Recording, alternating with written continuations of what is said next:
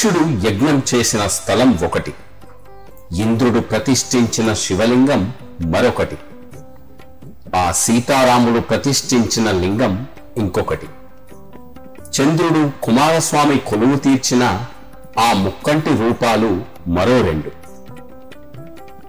అవెక్కడున్నాయి? శివతత్వానికి ఆలవాలంగా విలసిల్లే క్షేత్రాలే పంచారామాలు. పంచాక్షరి మంత్రం ధ్వనించే ఈ క్షేత్రాల స్థల పురాణాన్ని స్కంద పురాణం ఈ విధంగా వివరించింది. తారకాసురుడనే రాక్షసుడు పరమేశ్వరుడి గురించి ఘోర తపస్సు చేసి ఆత్మలింగాన్ని సంపాదిస్తాడు. వరగర్వంతో ముల్లోకాలను పీడించే తారకాసురుడి నుంచి విముక్తి ప్రసాదించాలని దేవతలంతా ఆ విష్ణుమూర్తిని ప్రార్థించగా కుమారస్వామి చేతుల్లో తారకాసురుడు మరణిస్తాడని చెబుతాడు. ఆ తారకాసురుడిపై యుద్ధానికి వెళ్లిన కుమారస్వామి ఆ తారకాసురుడి కంఠంలో కొలువై ఉన్న ఆత్మలింగాన్ని ఛేదిస్తాడు. ముక్కలైన ఆ ఆత్మలింగం 5 ప్రదేశాల్లో పడుతుంది. వాటినే పంచారామాలుగా పిలుస్తున్నారు. జీవిత కాలంలో ఈ పంచారామాలను ఒక్కసారైనా దర్శించుకుంటే పునర్జన్మ ఉండదంటారు. ఆంధ్రప్రదేశ్లోని ఉభయ గోదావరి, గుంటూరు జిల్లాల్లో వెలిసిన పంచారామ క్షేత్రాల విశిష్టతలేంటో ఇప్పుడు చూద్దాం.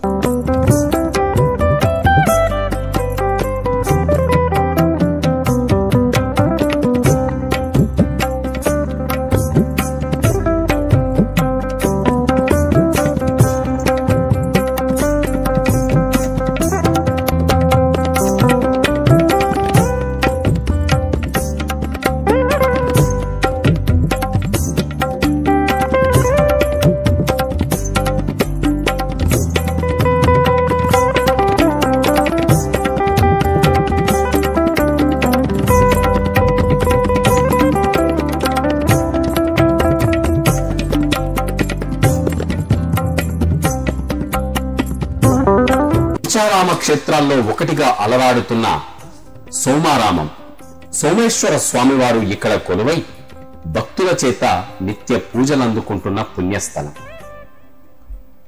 ఈ సోమారామం తూర్పు చాళుక్య రాజులైన చాళుక్య భీముడు 3వ శతాబ్దంలో ఈ ఆలయాన్ని నిర్మించాడు. ఇక్కడి శివలింగాన్ని చంద్రుడు ప్రతిష్ఠించిన కారణంగా దీనికి సోమారామం అనే పేరు వచ్చింది. స్వామివారి చెంత రాజరాజేశ్వరి దేవిగా అమ్మవారు ఉంటారు. ఈ శివలింగానికి ఒక ప్రత్యేకత కలదు. మామూలు రోజుల్లో తెలుపు రంగులో ఉండి అమావాస్య రోజున మాత్రం గోధుమ వర్ణంలోకి ప్రకాశిస్తుంది. పౌర్ణమి నాటికి తిరిగి యథారూపంలోకి వస్తుంది. ఈ ఆలయంలో సోమేశ్వర స్వామి కింది అంతస్తులోను, అన్నపూర్ణాదేవి అమ్మవారు పై అంతస్తులో ఉంటారు. ఈ ఆలయం పశ్చిమ గోదావరి జిల్లా భీమవరంకు 2 కిలోమీటర్ల దూరంలో ఉన్న గునుపూడిలో ఉన్న మహాపుణ్యక్షేత్రం. పంచారామాల్లో ఒకటైన భీమారామం భీమవరం పట్టణానికి 2 కిలోమీటర్ల దూరంలో ఉంటుంది. ఇక్కడి శివలింగాన్ని చంద్రుడు ప్రతిష్ఠించాలని స్థల పురాణంలో చెప్పబడింది. చంద్రుడి పేరున దీనిని సోమేశ్వర క్షేత్రమని కూడా పిలుస్తారు. ఇక్కడ ప్రతి కార్తీక మాసంలో ఉత్సవాలు పెద్ద ఎత్తున జరుగుతాయి. త్రిపురాసుర సంగ్రామంలో కుమారస్వామి చేత విరగ్గొట్టబడిన శివలింగం ముక్కలలో ఒకటి ఇక్కడ పడిందని, అందువలన ఇది పంచారామాల్లో ఒకటి అయిందని పురాణ కథనం చెబుతోంది. ఈ లింగం చంద్ర ప్రతిష్ఠితమని విశ్వసించబడుతోంది. ఈ శివలింగాన్ని చంద్రుడు ప్రతిష్ఠించడం వెనుక కూడా ఓ పురాణ కథ ఉంది. చంద్రుడు తన గురువైన బృహస్పతి భార్య తారను మోహించాడు. గురువు భార్యను మోహించిన పాపానికి ప్రాయశ్చిత్తంగా చంద్రుడు ఈ శివలింగాన్ని ప్రతిష్ఠించాడని విశ్వసిస్తారు. చాళుక్య భీముడు ఈ దేవాలయాన్ని ప్రాకారాలను, గోపురాన్ని నిర్మించడానికి చారిత్రక ఆధారాలు కనిపిస్తాయి. చాళుక్య భీముడు ఈ దేవాలయాని ప్రాకారాలను, గోపురాన్ని నిర్మించినట్టుగా ఇక్కడి చారిత్రక ఆధారాలు కనిపిస్తాయి. అందువలన ఇది భీమారామంగా కూడా పిలుస్తున్నాడు. ఇక్కడి శివలింగం చంద్రప్రతిష్ఠిత కనుక సోమేశ్వరమని కూడా పిలుస్తారు. ఆలయంలో, విశేష దేవాలయంలో శ్వేతవర్ణంలో కనిపించే శివలింగం క్రమంగా అమావాస్య వచ్చేసరికి బూడిద లేదా గోధుమ వర్ణానికి మారిపోతుంది. తిరిగి పౌర్ణమి వచ్చేసరికి యథాతథంగా శ్వేతవర్ణంలో కనిపిస్తుంది. ఈ దేవాలయంలోని లింగం చంద్రునిచే ప్రతిష్ఠించిన చంద్రశిల కనుక ఈ మార్పులు జరుగుతున్నాయని అంటుంటారు. ఈ ఆలయం 2 అంతస్తులుగా ఉంటుంది. ఆదిదేవుడు సోమేశ్వరుడు కింది అంతస్తులో ఉంటే, అదే గర్భాలయం పైభాగాన ఉన్న 2వ అంతస్తులో అన్నపూర్ణాదేవి ఉంటుంది.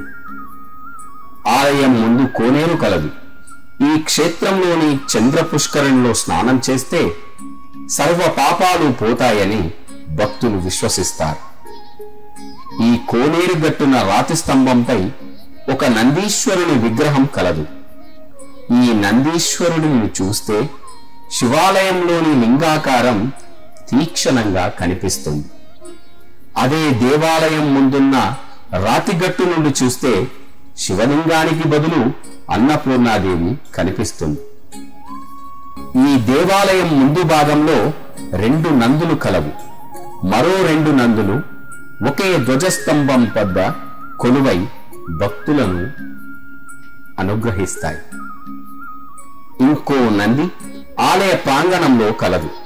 దేవాలయం ఎదురుగా ఉన్న చంద్ర పుష్కరంలో మరో నంది అగుపిస్తుంది. ఆలయం ప్రాంగణంలో మొత్తం 5 నందులు ఉండడం వల్ల పంచనందీశ్వరాలయంగా కూడా ఈ ఆలయానికి మరో దేశంలో ఉన్న స్ఫటికలింగాల్లో ఇది ఒకటి. ప్రత్యేక ఉత్సవాలు, ప్రత్యేక పర్వదినాల్లో ఈ ఆలయంలో పెద్ద ఎత్తున పూజలు జరుపుకుంటారు. మహాశివరాత్రి సందర్భంగా స్వామివారి కళ్యాణోత్సవాన్ని 5 రోజుల పాటు నేత్ర పర్వముగా, వైభవంగా జరిపిస్తారు.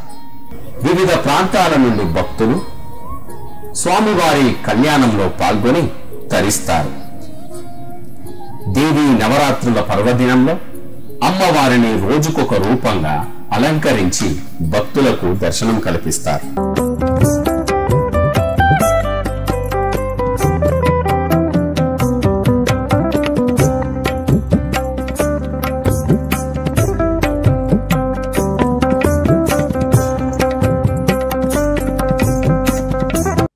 ఇక్కడి సోమారామం పరమేశ్వరుడిని భక్తులు భక్తితో దర్శించుకుంటారు. ఆలయానికి వచ్చిన భక్తులు ఆలయ ప్రదక్షిణ చేస్తూ శివుణ్ణి స్మరించుకుంటారు. ఎత్తైన ధ్వజస్తంభం బంగారు వర్ణంతో మెరుస్తూ అగుపిస్తుంది. భక్తితో 2 చేతులెత్తి నమస్కరించుకుంటారు. ఓం నమః శివాయ అనే మంత్రాన్ని పఠిస్తూ భక్తులు ఆ సోమేశ్వరుడి దర్శనానికి కదులుతారు. గర్భాలయంలో ఉన్న సోమేశ్వర స్వామివారికి అర్చకులు ఉదయపూర్వమే ఫల పంచామృతాలతో, సుగంధ భరితరాలతో అభిషేకాలు జరిపిస్తారు. ఆ పరమేశ్వరుడి లింగాష్టకాన్ని పఠిస్తూ బిల్వార్చన, పలు రకాల పూలతో లింగాన్ని అలంకరించి మంగళ హారతులు సమర్పిస్తారు. ఇక్కడి సోమలింగేశ్వరుడు తొడుగుతో దర్శనమిస్తాడు. స్ఫటికలింగంతో ఉన్న లయకారుడికి తొడుగు రక్షణగా ఉంటుంది. భక్తులు అభిషేకాల్ని ఆ తొడుగుతో ఉన్న పరమేశ్వరుడికి జరుపుకుంటారు. అభిషేకం అనంతరం భక్తులు ప్రేమగా ఆర్తితో సోమలింగేశ్వర, నీ దర్శనం జన్మ జన్మల పుణ్యఫలం. పంచారామాల్లో ఒకటిగా ఇక్కడ వెలసిన నిన్ను దర్శించుకునే భాగ్యం ఇచ్చినందుకు పరమేశ్వర, నీకివే మా పూజలు అంటూ మొక్కుకుంటారు.